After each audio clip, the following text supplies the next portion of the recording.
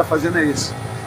Construir um lugar bacana, mas a gente sabe que Deus habita no nosso coração, mas a gente quer fazer isso mesmo assim, para alegar o coração dele, para que pessoas possam chegar aqui e se sentir amarradonas de estar aqui com a gente.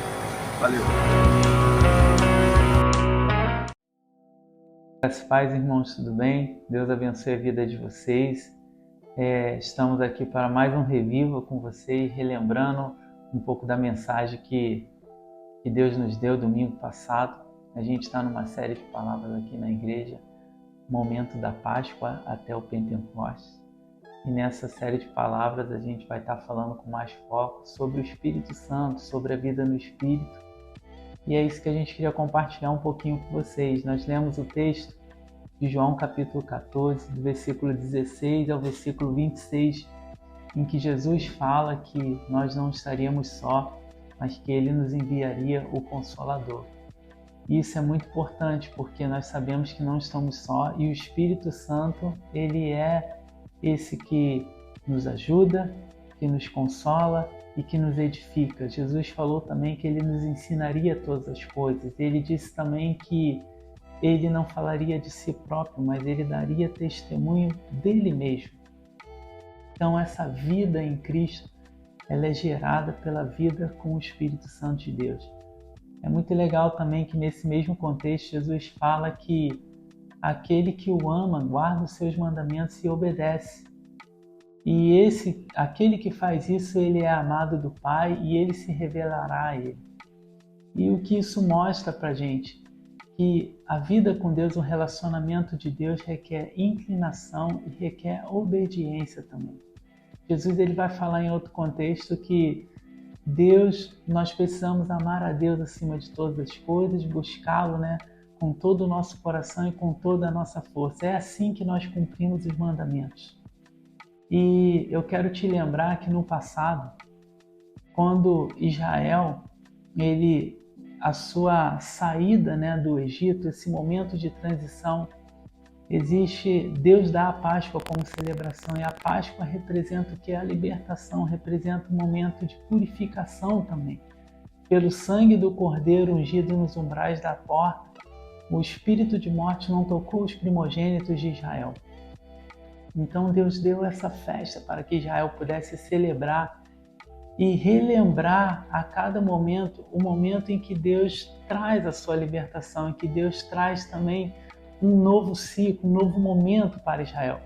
Deus ali ele estava também dizendo para Israel que ele é seu pai, que Israel era o seu filho e ele estava o resgatando de novo, os atraindo de novo para si. A Páscoa ela representa isso tudo e no futuro ela aponta para Cristo, aponta para aquilo que Cristo um dia iria fazer por nós, iria nos libertar totalmente do peso, do jugo do pecado e iria promover para mim e para você uma nova vida com Deus.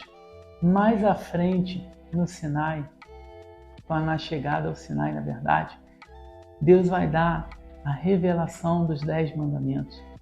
E os 10 mandamentos, quando Deus faz isso, Deus não está apenas dando um conjunto de regras para Israel, mas Deus está dizendo também para Israel a revelação do seu caráter, como ele é, como ele age. Todo aquele que se aproxima de Deus, ele não pode mais agir com os costumes antigos. Ele precisa carregar dentro de si a identidade de Deus na sua vida. Então Deus estava mostrando também uma maneira nova de viver e como essa vida e como Israel deveria viver essa vida. Ele não era como os deuses do Egito. Ele não adulterava, ele não roubava, e o seu desejo não era matar, ele era fiel. Nele havia paz, nele há plenitude de domínio próprio, porque em Deus não há sombra de variação. Então Deus pega e revela os 10 mandamentos. É interessante que existe uma relação do Pentecostes com isso. Como nós podemos associar essas coisas? Nós podemos entender que para que a revelação venha, antes precisa haver purificação. Deus, primeiro, ele purifica, ele liberta, para depois ele revelar. E eu vejo, irmãos, que existe uma relação. O Espírito Santo, ele é essa revelação, ele é aquele que revela a identidade, o caráter de Deus nas nossas vidas. A gente viu que Jesus ele estava fazendo isso. Na sua crucificação, na sua obediência, ele estava nos purificando, ele estava nos livrando da condenação do pecado, mas não apenas isso. Ele estava também nos dando uma nova vida com a sua ressurreição. E após esses acontecimentos, nós vamos chegar até o Pentecoste. Então, para que o Espírito de Deus habite dentro de nós, precisamos ser purificados, precisamos receber um novo coração. E nesse novo coração, que é um coração gerado em Jesus Cristo, o Espírito Santo de Deus vai agir na minha e na sua vida e ele vai nos inclinar a obedecer e fazer toda a vontade de Deus. O que isso te lembra? Vai te lembrar, vai me lembrar Ezequiel capítulo 36, versículo 26. O que Deus fala lá? Deus fala que aspergiria a água limpa, purificaria, tiraria o coração de pedra e daria um coração de carne. E sobre esse coração de carne ele derramaria o seu espírito. Então, irmãos, isso traz para os nossos corações que essa é a ação de Deus. Deus está com a Páscoa, Deus está purificando, está libertando. Com a ressurreição de Cristo, Ele está dando um novo coração. E com o Espírito Santo, com a chegada do Espírito Santo, Ele está nos dando poder para viver e para executar toda a sua vontade, para viver uma nova vida em Cristo Jesus. Não existe relação com Deus sem a ação do Espírito Santo na minha e na sua vida. Eu quero que você guarde isso no seu coração.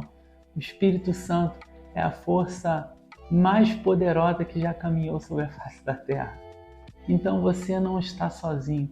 Se você verdadeiramente hoje permitir com que o Espírito Santo de Deus habite na sua vida, como? Se inclinando, crendo em Jesus Cristo, ele vai ser poder para poder executar toda a vontade de Deus na sua vida. E só querendo te relembrar para poder endossar um pouco mais assim tudo isso que nós estamos falando, 2 Coríntios, capítulo 3, versículo 3, Paulo vai revelar ali toda essa ação que está acontecendo, o desejo do coração de Deus. O que Deus fala lá através das suas escrituras? Deus fala que não mais escreveria em tábuas de pedra, mas escreveria em tábuas de carne, que são corações, e ele assinaria isso através do seu Espírito.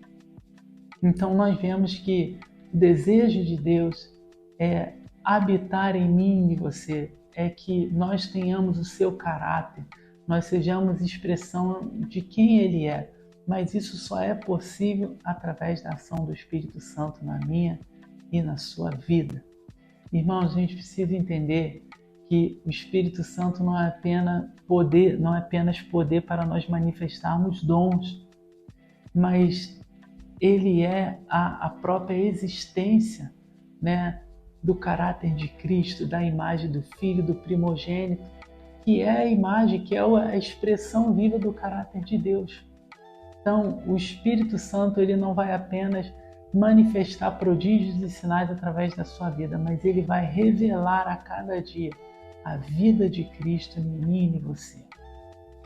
Amém? E assim como Cristo venceu o mundo, vocês também vencerão, nós também venceremos, porque nós temos o Espírito Santo de Deus. Nós não estamos sós. Nós temos um ajudador, nós temos um consolador e nós temos um edificador, que é o Espírito Santo de Deus.